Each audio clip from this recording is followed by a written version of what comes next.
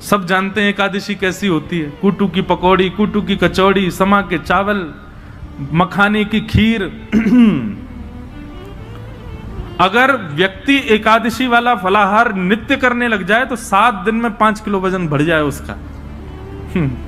आप बाकी के दिन इतना नहीं पाते जितना एकादशी, और एकादशी के दिन तो कई लोगों को वैसे तो 3 बार पाएंगे, नाश्ता, भोजन, रात्रि भोजन।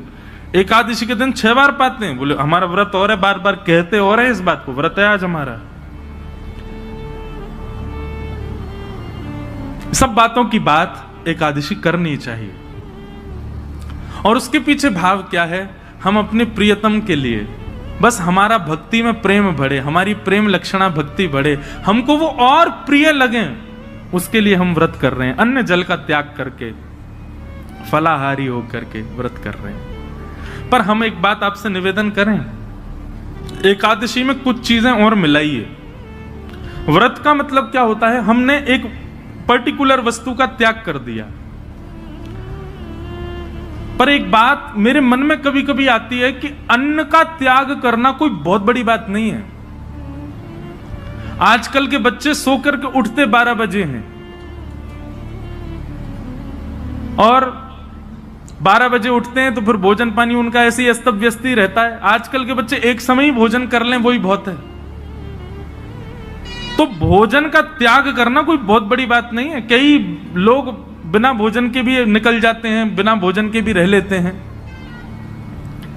ये उस समय बड़ी बात थी जब और साधन नहीं थे, जब हमारे पास में टीवी नहीं था, हमारे पास में फोन नहीं था, इंटरनेट नहीं था, ये सारी आधुनिकताएं नहीं थी। तब मानव का एक ही काम था, काम करो भोजन पाओ, काम करो भोजन पाओ।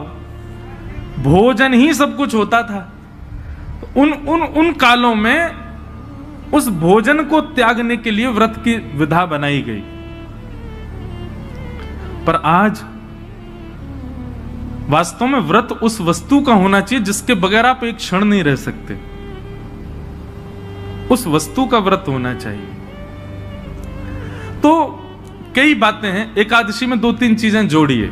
आप आज की तो निकल गई, अगली एकादशी आवे तो जैसे जो आपका अवगुण है, जैसे कई भाई लोगों को, कई लोगों के अंदर अवगुण आ जाता है। कुछ खान पान का अवगुण हो, स्वभाव व्यवहार का अवगुण हो। सब जानते हैं कि मेरे अंदर अवगुण क्या है। मुझे क्रोध बहुत आता है, मुझे इसके प्रति ईर्ष्या होती है, मुझे ऐसा लोभ होता है, मुझे इसके प्रति मोह है। ये जो आपकी दूषितताएं, उनका व्रत कीजिए। सावधानी से सुनो, सब लोग इधर देखो, कथा सुनो। अपनी दूषित वस्तु जिसके बगैर आप एक क्षण नहीं रहते, उसका त्याग कीजिए, तब व्रत माना जाएगा।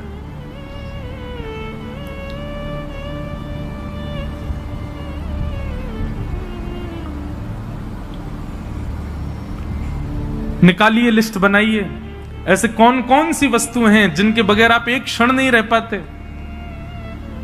संसारी वस्तु, उसका व्रत कीजिए, एक दिन व्रत कीजिए। अगली एकादशी पर नियम बनाओ। सबसे ज्यादा तो फोन ही है भैया, उसके बिना ही नहीं रह पाते हम। अगली एकादशी प्रयास करके देखो। हम अपने ऊपर इसलिए लागू नहीं कर सकते, हम तो सफर में रहते हैं, इधर उधर आना जाना लगा रहता है, तो कुछ ना कुछ काम रहते हैं, तो इसलिए हम वो तो नहीं करते। फिर एकादशियों पर इंद्रियों की एकादशी करो, जैसे नेत्रों की एकादशी। नेत्रों की एकादशी मतलब आज नेत्रों से केवल और केवल ठाकुर जी और ठाकुर जी के भक्तों का दर्शन करेंगे। ठाकुर जी का दर्शन और ठाकुर जी के भक्तों का दर्शन। तो एकादशी के दिन बस लगे हैं, अब नहीं जा सकते वृंदावन तो फोन पे ही दर्शन करो। राधा वल्लभ जी, राधा रमण जी, श्री वृंदावन बिहारी लाल जी, गोविंद देव जी, गोपीनाथ जी, द्वारिकाधीश जी, बद्रीनाथ जी, सुबह से लगे दर्शन करने में। और वैष्णवों का दर्शन करो, चुन करके निकाल के अपनी बाइक गाड़ी जाओ, संतों के यहाँ जाओ, वैष्णवों के यहाँ जाओ, जाकर के उनको प्रणाम करो। एकादशी ऐसे व्यतीत करो। नेत्रों की एकादशी, कानों की एकादशी। क्या आज इन कानों से केवल भगवत चर्चा सुनेंगे, सूर्योदय से लेकर के सूर्यास्त तक और कुछ करना ही नहीं है। कीर्तन और भजन, केवल भगवत चर्चा ही श्रवण करनी है। कानों की एकादशी। मुख की एकादशी 2 प्रकार से हो सकती है। या तो मौन रहो, या फिर केवल और केवल भगवान नाम ही कहो, और कुछ बोलना ही नहीं है, केवल भगवान नाम। मुख की एकादशी, हाथों की एकादशी, कैसे निकालो, सवेरे निकल जाओ 6 बजे महाराज, मंदिर जो हैं आपके क्षेत्र में सबकी सफाई करना, सब जगह जाकर के स्वच्छता करना, सबके ठाकुरों की सेवा करना, हाथों से सेवा। पैरों की एकादशी, प्रदक्षिणा करो, परिक्रमा, गैया की परिक्रमा, माता पिता की परिक्रमा, मंदिरों की परिक्रमा। ऐसे भैया अपने तन से एकादशी करो, केवल अन्न छोड़ने मात्र से काम। ये आगे की विधा है, पहले अन्न से ही शुरू कर लो, पर शुरू करो। ये 3 निष्ठाओं का यदि आपने पालन कर लिया तो दावे से कह रहे हैं अंतिम श्वास से पूर्व ही ठाकुर जी का निश्चित दर्शन होगा, निश्चित ठाकुर जी अनुग्रह करेंगे।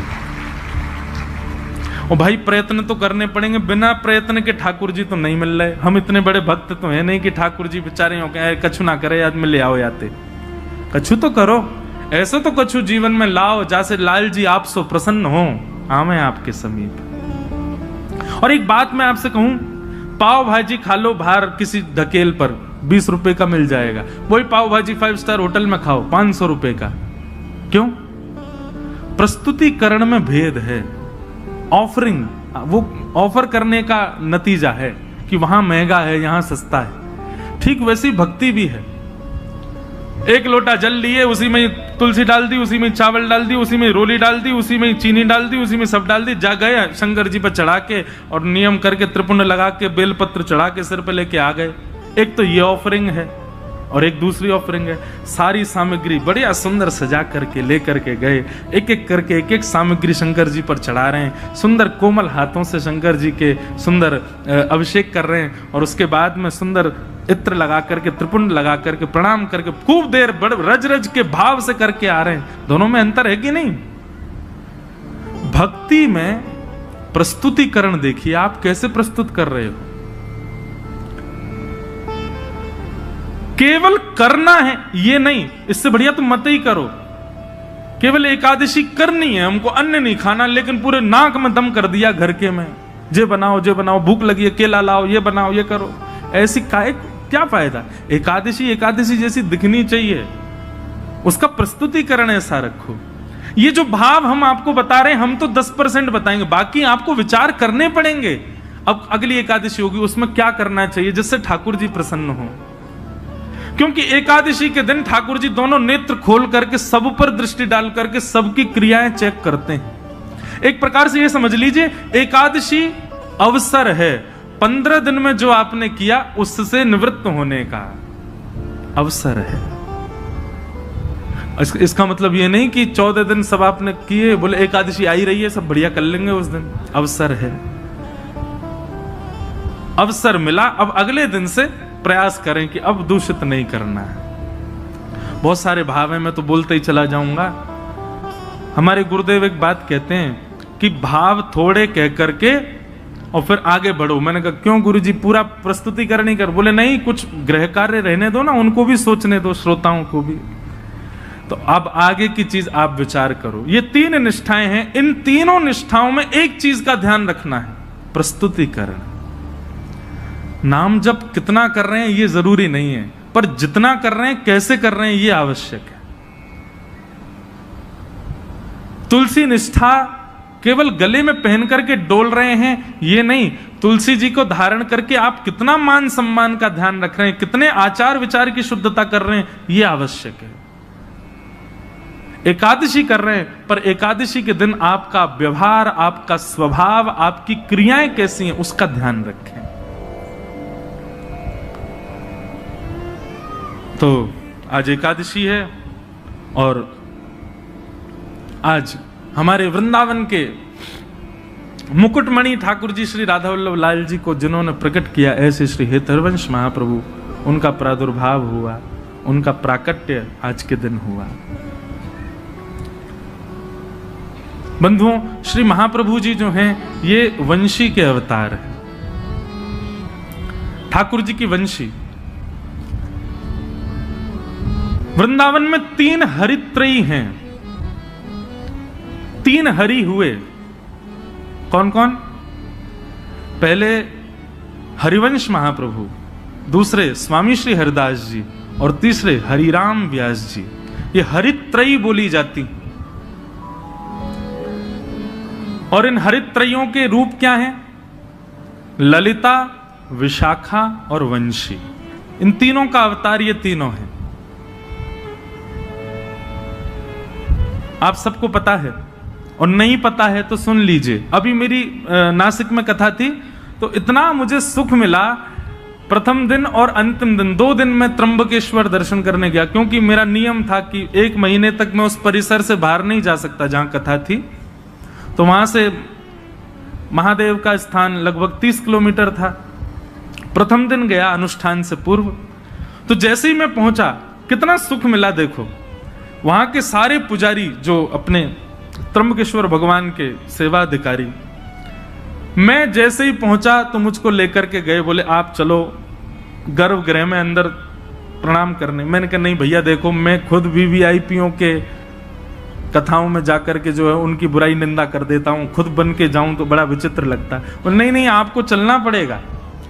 मैंने कहा देखो खुद प्रयास करके जाना, उसमें हो सकता है कि गड़बड़ी हो, लेकिन कोई खींच के ले जा रहा हो तो फिर मना नहीं है। आप स्वयं प्रयास करके मत जाओ, लेकिन आपको पुजारी जी स्वयं ही खींच ले जाएं तो फिर दिक्कत नहीं है। कई लोग सोच रहे होंगे बोले ठीक है तो फिर हम पुजारी जियों से ही अपने संबंध बना लेंगे, बढ़िया, उनसे कह देंगे देखो हम प्रयास नहीं करेंगे, तुम खींच लेना हमको। तो ले गए अंदर जाकर के महादेव के सामने कुछ स्तुति आदि की, उसके बाद पुष्प अर्पित किया और मेरा रोम रोम पुलकित हो गया। जैसे ही मैंने प्रणाम किया सारे पुजारी एक स्वर में बोले बोलो श्री राधा वल्लभ लाल की। ये सुनते ही मेरा रोम रोम पुलकित। मैंने कहा आप लोगों ने? बोले नहीं, आपने कहा है ना कथा में कि श्री राधा वल्लभ जी जो हैं ये महादेव के ठाकुर जी, ये हमारे श्री महाकाल भगवान के निज ठाकुर जी हैं। जैसे हमारे निज के गोपाल जी, मेरे निज के श्री गिरधर लाल जी, ऐसे ही श्वेत द्वीप में उमा पार्वती और महादेव दोनों मिलकर के अपने निज ठाकुर जी की सेवा करते हैं। वही है श्री राधा वल्लभ लाल जी जो वृंदावन में विराज रहे हैं। ये महादेव के ठाकुर जी। आत्मदेव नाम के ब्राह्मण ने तपस्या करके महादेव को प्रसन्न किया। महादेव ने प्रसन्न होकर के कहा वरदान मांगो, क्या चाहिए ब्राह्मण देवता? तो आत्मदेव ब्राह्मण जो थे वो थोड़े से उनके अंदर ये था कि मैं ऐसा कोई रत्न मांग लूं जिससे मेरे जीवन में कोई अभाव ना रहे, मुझे धन की प्राप्ति होने लग जाए उससे। और आत्मदेव ब्राह्मण ने महादेव से कहा, बोले आपके पास जो सबसे बहुमूल्य रत्न हो वो मुझे दे दीजिए।